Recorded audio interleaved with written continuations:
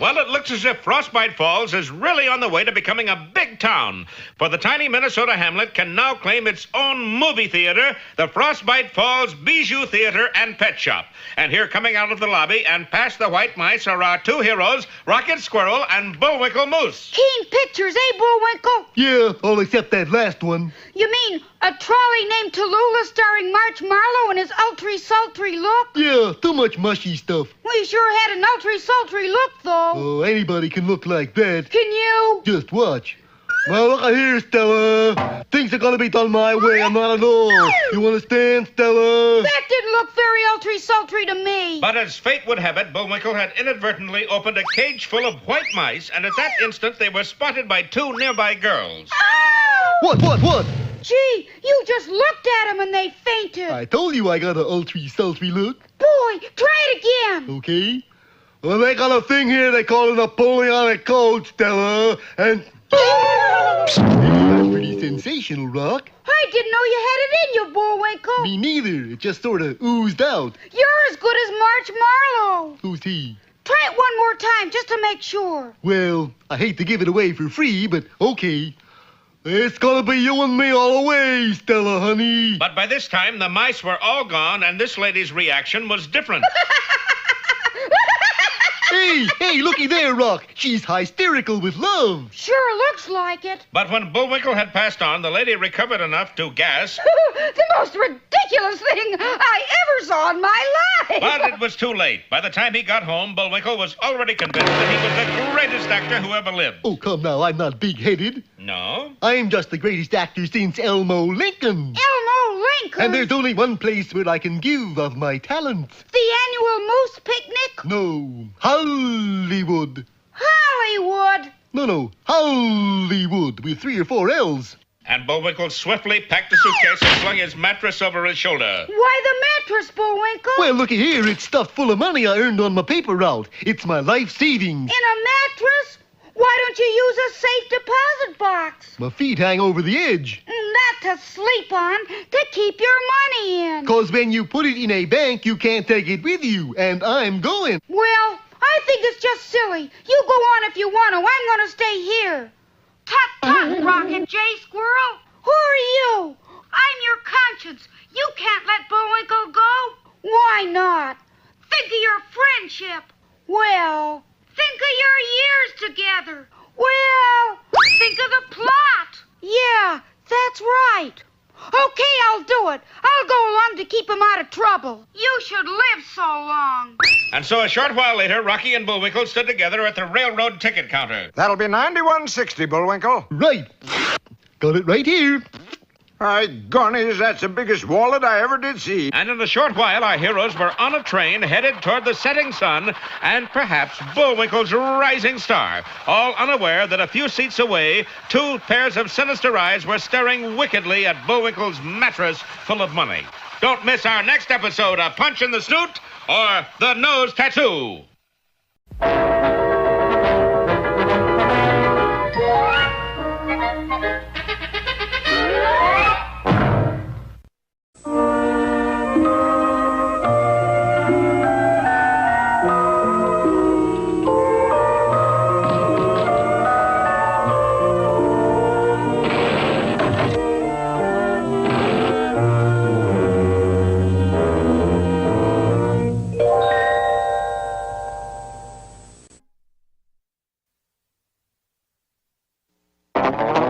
There was once a man who had 3 sons. The first son was very handsome and very talented, for he could play the fiddle with his feet.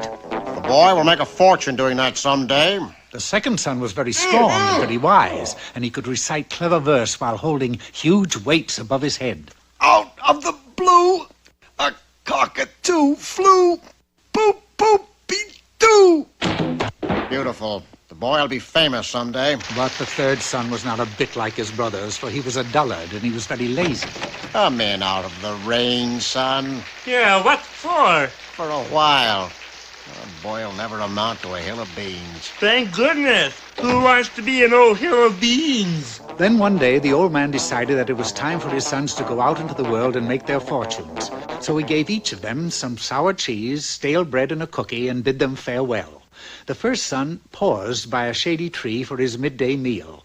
He was about to eat his sour cheese, stale bread, and the cookie when a funny little man with a long beard and a crooked nose came up to him and said, I am very hungry, young man. Would you share your meal with me? No. I need this food to keep up my strength so that I can play the fiddle with my feet. And so saying, he gobbled his food and set off down the road. A short time later, the second son paused by the tree to eat his midday meal when... Pardon me, young man, but... No! I need this food to keep up my strength so I can hold heavy weights over my head while reciting clever verse. Then the third son came up to the shade of the old tree. Ah, this resembles a fine spot to rest and have my midday meal. Gee, what a mess. Pardon me, young man, but I am very hungry and... You are? Good. Then you eat this. You mean you'll let me have your sour cheese, stale bread, and cookie?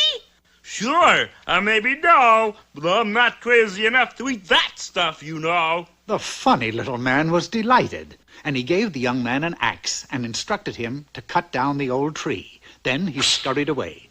The dullard did as the funny little man had told him and chopped down the tree. Timber!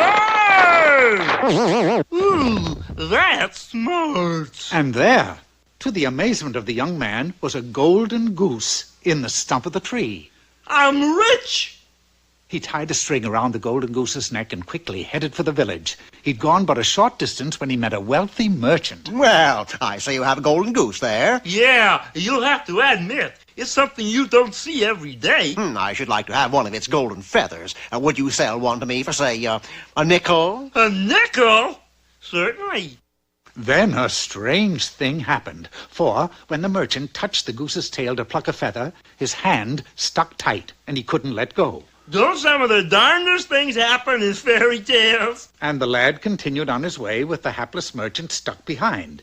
They'd not gone far where they met a robber who waved his sword and shouted, Oh, you've got a golden goose, which is something you don't see every day, and I'm gonna steal it. Be my guest. But when the robber grabbed the merchant to pull him away from the goose, his hand stuck tight, and the young man went on his way. When they reached the village, the sheriff saw the robber who was stuck to the merchant who was stuck to the goose, and he also stuck tight. And so it went until an hour later, no less than 206 people were stuck behind the boy and his goose. Now it so happened that the king had a beautiful daughter that never laughed. But when she looked out of the castle window and saw the long procession stuck behind the goose, she broke into gales of laughter. Upon seeing this, the king rushed to the young man with the goose and happily proclaimed, You've made my daughter laugh, and therefore you shall marry her. Well, now, that is a good idea, but it's going to be a little crowded, isn't it? So the king called the castle wise man to solve the problem. Do not worry, Your Highness. I can make them all let go with the 17 magic words. Now, everybody who doesn't want to spend the rest of his life in the dungeon, raise his hand. The problem was solved, and so they were married. Now, ordinarily, any young man who has a golden goose and is lucky enough to marry a princess would surely live happily ever after. But such was not the case in this case. Oh, no. Because of that dratted goose, I'll be henpecked for the rest of my life, and that's for the birds. So remember, dear friends, if you ever meet a funny little man with a long beard and a crooked nose, don't give him your sour cheese, stale bread, and a cookie, or your goose is cooked.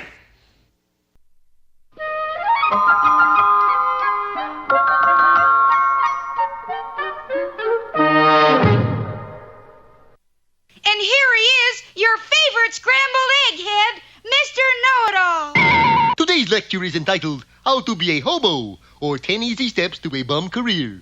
The hobo, sometimes known as the boxcar beatnik, carries all his worldly possessions in a big red bandana tied to a stick. Of course, nowadays, some of the more well-to-do bums use suitcases. The hobo travels mainly by rail, like so. This is called riding the rods. Oh, how I love to hear that lonely locomotive whistle. Sometimes we've got to hustle a little to make our connections. Made it! Looks like I caught the super beef, doesn't it? Between trains, we join our fellow vagabonds in the hobo jungle, which is sort of the hobo Hilton. Here we see some of the clever tricks of the trade. For instance, building a fire without matches. Waiting for dinner is often full of suspense, because the cans usually don't have labels. Now, let's see what we've got. Boy! Boiled tennis balls! After a hearty meal, it's time for Betty Bye. We use newspapers for our blanket. It's nice to have those warm Sunday papers handy. Hey! Knock it off! And now we bid a fond farewell to Hobo Jungle and hop a slow freight to who knows where. Thank you, Mr. Know-It-All.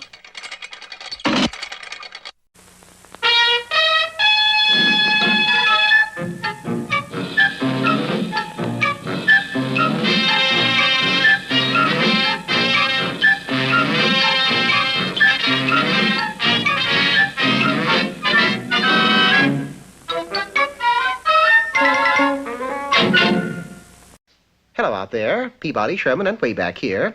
Sherman, tell the folks what Marconi invented. Marconi invented spaghetti. You are confusing Marconi with macaroni, my boy.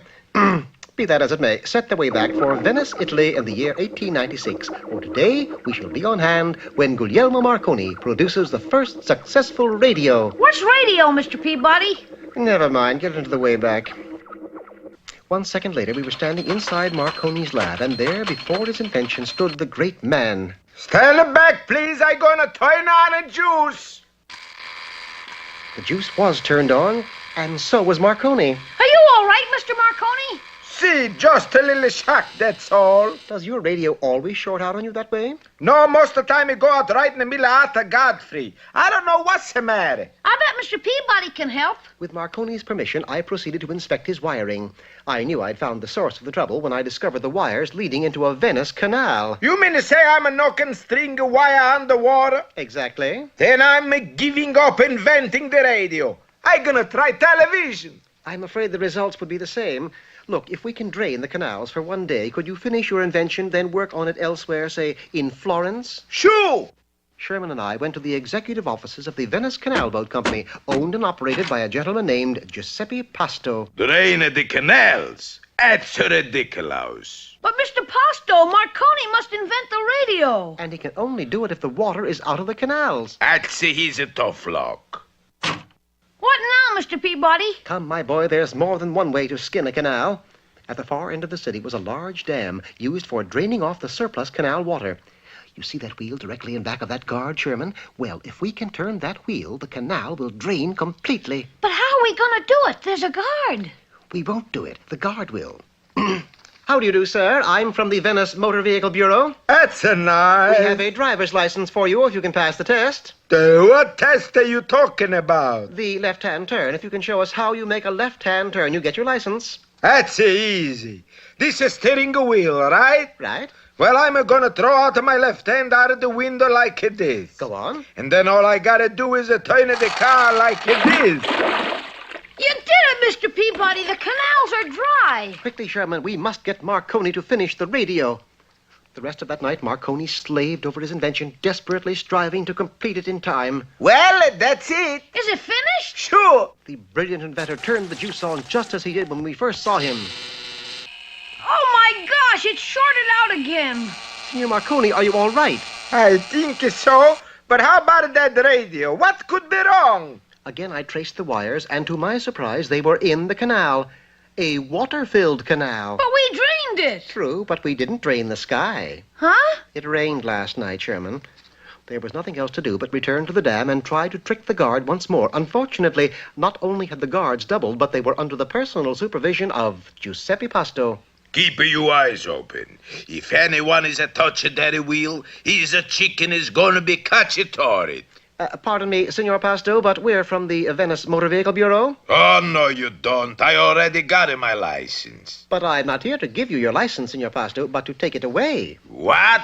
According to the Bureau, you made an illegal U-turn yesterday. That's not true. Can you prove it? Sure.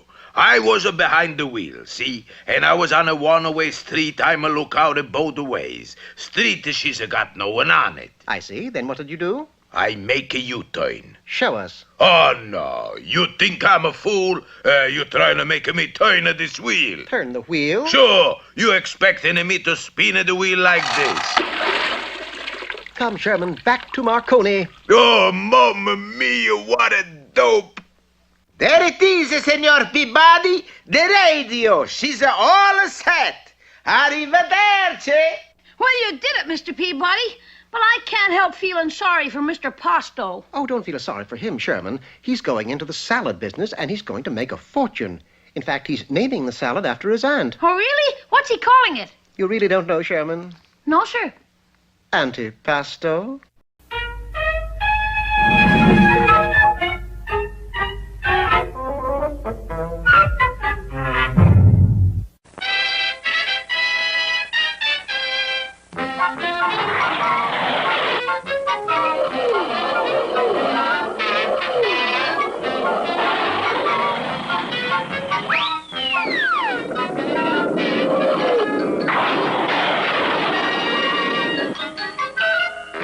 Last time, you remember, Bullwinkle tried out his ultra-sultry look on a couple of young ladies who promptly fainted dead away. Oh! Bullwinkle didn't know that the girls had really fainted because they saw a mouse. Yeah, now he's convinced he's the greatest actor in the world. Oh, I am not. You're not? I'm just one of the greatest.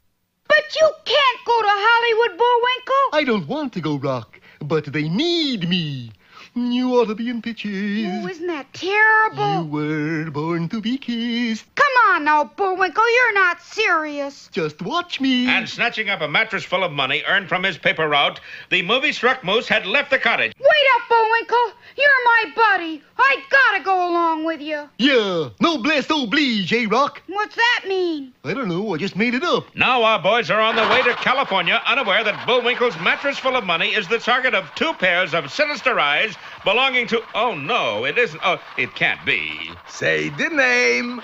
Boris and Natasha. Ta-da! When we steal mattress, Boris? No time like the president, Natasha. Look, we're coming to tunnel. When it gets dark, we grab mattress and make a run for it, okay? Okay. And as our heroes sat unsuspecting, the train plunged into a dark tunnel.